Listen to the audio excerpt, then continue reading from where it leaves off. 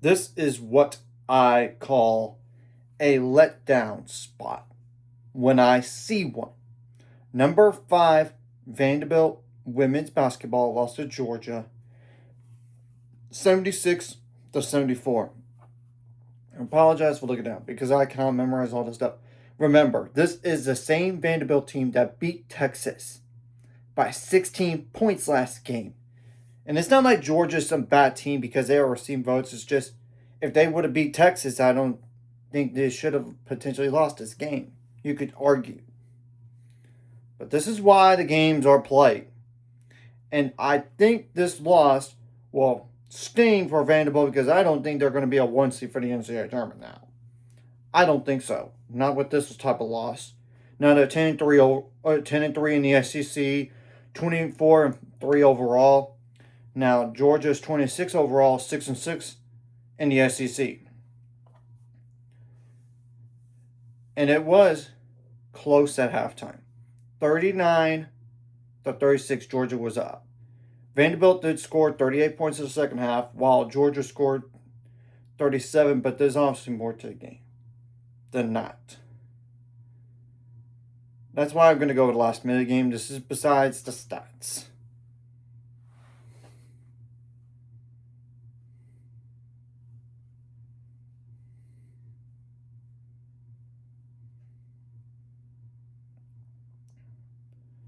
Okay, around 58 seconds left.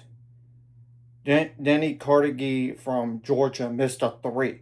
But Mia Woolfolk got the offensive rebound for Georgia, and Trinity Turner made a 10-foot jump shot to make it 75-74.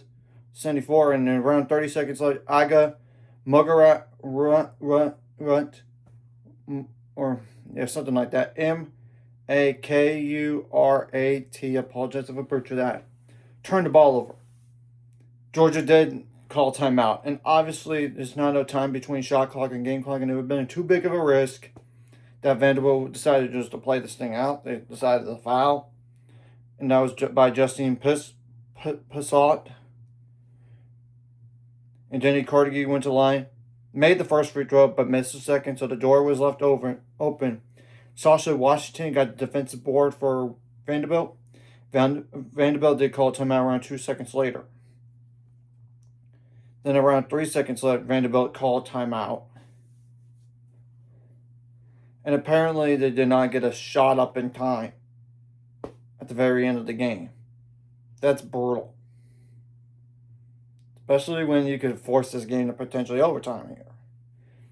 And Vanderbilt shot 37% from the field on 62 attempts, 31% on threes on 26 attempts, 91% on free throws on 22 attempts. You cannot blame the free throws in this game.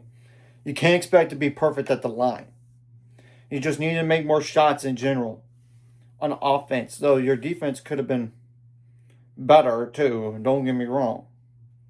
27 rebounds, 12 offensive, 19 assists, 10 turnovers, 10 steals, 4 blocks, 15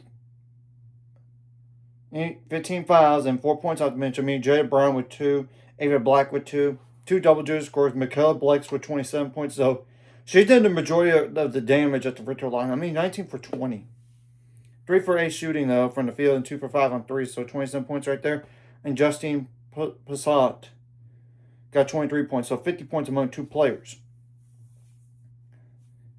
But there were like 2 players with 6 points in this game that were like Sasha Washington with 9, which she's like averages 10 points per game. Pretty close to that average. But then there's that Texas transfer, Najang Kalenga. She had 6, but her average is like 7.7. Next to pretty close in terms of average. Now, Georgia had how many bench points? Angelina Gonzalez with 2 points. Achia Indoor with 1, so 3 points right there. And Zane Kraft with 3, so 6 bench points in this game. So the bench advantage definitely favored Georgia there. However, they had 3 double-digit scores, not just 2. Denny Carnegie, I think, deserves the game ball. 29 points, 9 for 15 shooting, 5 for 8 on threes, 6 for 7 on free throws, and she did also get 8 rebounds in this game. And there's Riley Durakoff with 10, so 39 points right there. And Mia Wolfolk with 19 points, so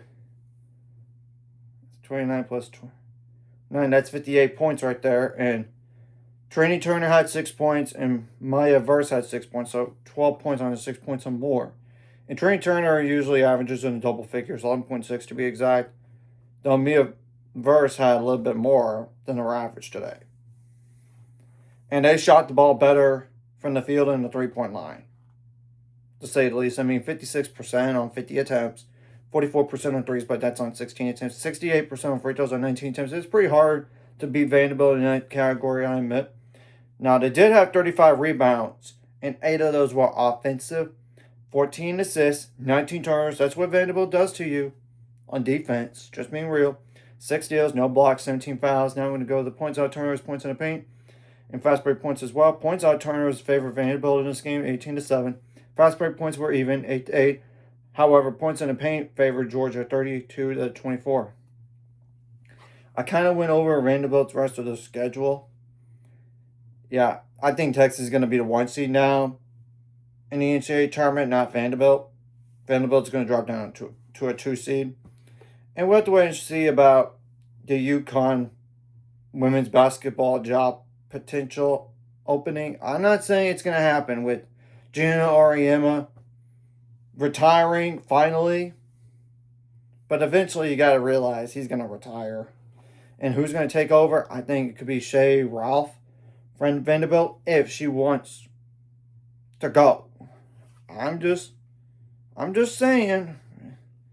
I mean, look what she's done at this program. I mean, they're going to drop a little bit, I think, because of this loss. Obviously, if they would have won both games, they definitely would have been in the top 4 in the country. So your next game is Kentucky at home, February 22nd. So 1 week to prepare. February 26th, you got Alabama at home. That's huge to get them at home, and then go on the road to your rival in Tennessee on March 1st. And I do think with this loss, it definitely stings when you try to keep up with South Carolina in terms of like try to stay with 2 losses, only be down by a game. But that's not going to happen. And obviously, South Carolina did defeat them pretty bad. So, yeah, they even own head-to-head. So, yeah, I think it's South Carolina's the SEC to lose, honestly. Yes, they have some road games coming up. I mean, like a potentially tough road game at Alabama. But they get Ole Miss at home. They shouldn't lose to Missouri. Then they had to go on the road to Kentucky. I don't see, even if they lose twice, they're not going to lose head-to-head to Vanderbilt in that situation. Just being real, though, it could create chaos if there's multiple 3-loss teams. I mean, Texas is 9-3. Tennessee is not 8-3 right now.